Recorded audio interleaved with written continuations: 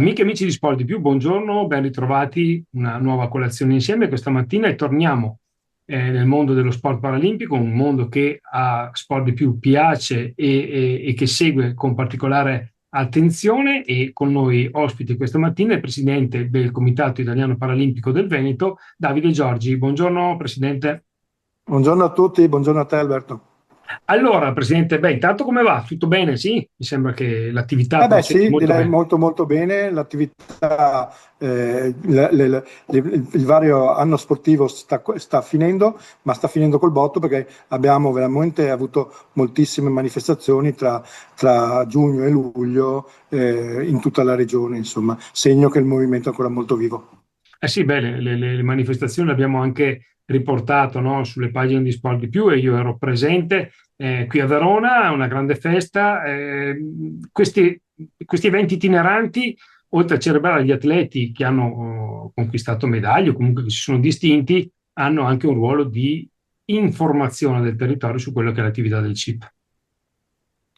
Sono importantissimi proprio per rendere visibile il nostro movimento che spesso non è conosciuto e soprattutto non è conosciuto dalle famiglie che hanno una persona con disabilità in casa, e quindi sono l'occasione per rilanciare una comunicazione precisa, una comunicazione che dia conto di tutte le opportunità che il territorio può offrire, fatto anche attraverso i nostri campioni che hanno ottenuto risultati a livello nazionale, quindi ci sembrava essere veramente un modo importante e simpatico per presentare il tutto. Teniamo conto anche che tutti questi eventi ci servono anche per fare il punto della situazione con i diversi amministratori locali, quindi i sindaci, gli assessori, relativamente all'accessibilità degli impianti e allo sviluppo all'interno dei propri comuni e dei territori del nostro movimento. Quindi ha più funzioni e la ritengo sempre più strategica e sempre più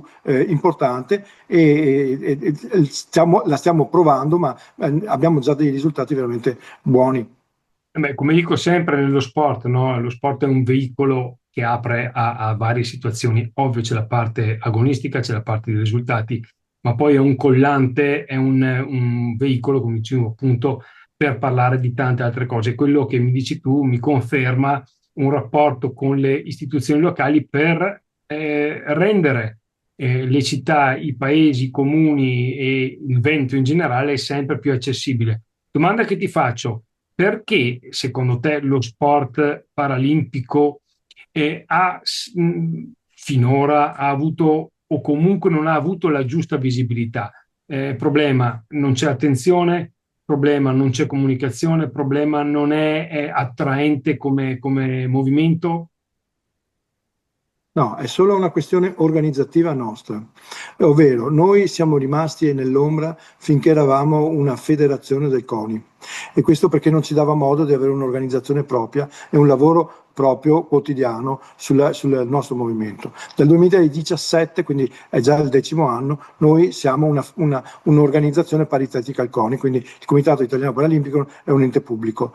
E stiamo crescendo, dobbiamo crescere come dirigenza, perché dobbiamo avere una visione manageriale della nostra presenza all'interno del territorio, e quindi stiamo costruendo anche un po' tutte le reti che ci servono, sia territoriali che nazionali, per poter dar più forza del lavoro che facciamo. Il nostro è un lavoro trasversale, noi rappresentiamo un pezzettino di welfare della nostra nazione, e quindi l'attività motoria per le persone con disabilità si inserisce trasversalmente in tutte le politiche attive, dall'istruzione alle politiche sociali, alle politiche sanitarie, ma ha bisogno di competenze, ha bisogno di costruire delle relazioni con l'università, con il Ministero dell'Istruzione e del Merito, con gli enti pubblici, con la Regione, con l'INPS, e tutto questo è un lavoro che stiamo faticosamente facendo e rincorrendo, soprattutto in questo ultimo periodo. Io da inizio mandato ho chiuso gli accordi con la convenzione con l'INPS, ho rinnovato gli accordi con le INAIL,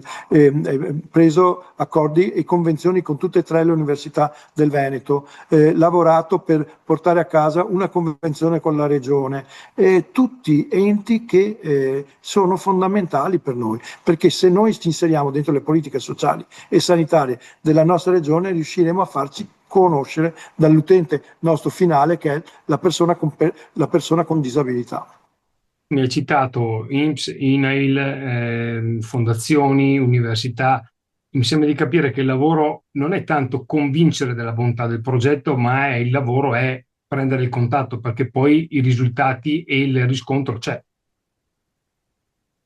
C'è la sensibilità e finalmente c'è la cultura, quindi il nostro ente a livello nazionale, ma soprattutto nel nostro territoriale, c'è la cultura dell'inclusione, fa parte del nostro DNA, soprattutto degli amministratori.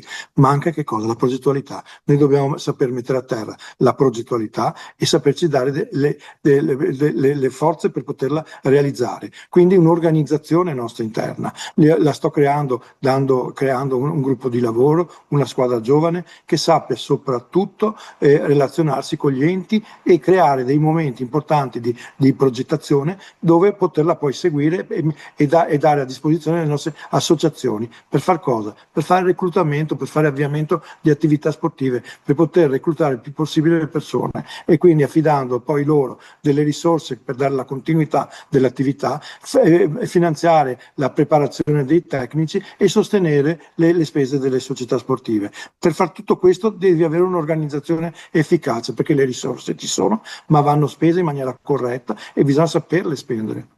Cosa ti chiedono gli atleti prevalentemente? Agli atleti mi chiedono prima di tutto ausili, poi continuità e opportunità, perché molti degli atleti hanno ancora, devono arrangiarsi nel trovarsi i tecnici adeguati, il fisioterapista che abbia la sensibilità, il medico che lo possa seguire, quindi tutti quei supporti che esistono nel mondo dello sport in generale, quindi avere chi ti segue l'alimentazione piuttosto che la preparazione, piuttosto che lo psicologo. Quindi gli atleti, se parliamo di atleti di alta intensità, non serve che siano di altissimo livello, ma di alta intensità, chiedono di avere strumenti che li possano rassicurare sull'adeguatezza dell'attività in relazione alla patologia che hanno, perché la voglia è tanta e l'occasione che lo sport paralimpico dà è quella di frequentare un ambiente piacevole,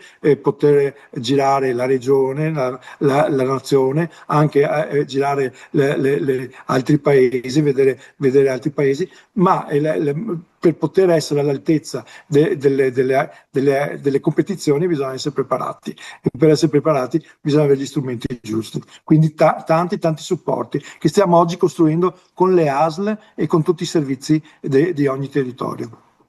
Posso anche dire che secondo me gli atleti paralimpici hanno capito che devono raccontarsi, perché le loro storie sono quel qualcosa in più che possono far capire veramente cosa c'è dietro questo mondo. Come ogni ragazzo, sentire il racconto di chi l'ha preceduto e ha avuto anche soddisfazione nello sport, così vale per qualsiasi persona che abbia fatto sport. E nella disabilità ha ancora maggior valore, perché non stiamo parlando di persone che comunemente hanno visto gesta sportive e che le vedono ogni giorno per TV, perché disgraziatamente la nostra presenza all'interno dei media per ora è ancora contenuta, quindi ogni 4 anni con le Paralimpiadi ci vedono in TV. Quindi se vogliamo arrivare al pubblico dobbiamo farlo e costruire noi le occasioni per arrivare dentro le case, perché se ci arriviamo dentro le case con le gesta dei nostri atleti, e quindi non solo con il fatto che sia un'attività eccezionale, no? Proprio con l'attività, con la consapevolezza che le attività sportive possono essere fatte tantissime e che non c'è problema, nel proprio territorio potremo avere l'occasione per poterlo fare e questa consapevolezza la può dare sempre e solo una persona che già la sta facendo. E quindi insomma dare questa opportunità ai nostri atleti di poter interagire con le persone che ancora non fanno attività diventa un'occasione importante, perché proprio come dicevi te è importante che le persone acquisiscano la voglia di partecipare attraverso il racconto e proprio il fatto di avere un esempio davanti agli occhi, insomma. Senti, hai detto attività estiva, adesso siete in pausa o state ancora, il CIP sta ancora lavorando? Stiamo ancora lavorando, stiamo lavorando. Ho fatto una domanda provocatoria, lo so No, che no, stiamo lavorando per programmare la stagione sportiva del prossimo anno. Si stanno concludendo moltissime manifestazioni, ogni settimana vi sono degli eventi importanti relativamente sia a manifestazioni all'interno dei comuni. Fortunatamente un po' tutti adesso i grandi eventi che si svolgono dentro i comuni vogliono, ci chiamano e desiderano avere all'interno anche il mondo paralimpico. È un segnale culturale molto bello. Le varie feste dello sport dei comuni piuttosto che degli eventi delle federazioni amano poter inserire all'interno i nostri atleti. Questo per noi è molto importante, quindi noi cerchiamo di esserci, di sostenere le società sportive a partecipare, diamo la strumentazione, diamo il sostegno e in più stiamo appunto programmando con gli enti. La regione, abbiamo chiuso ieri gli accordi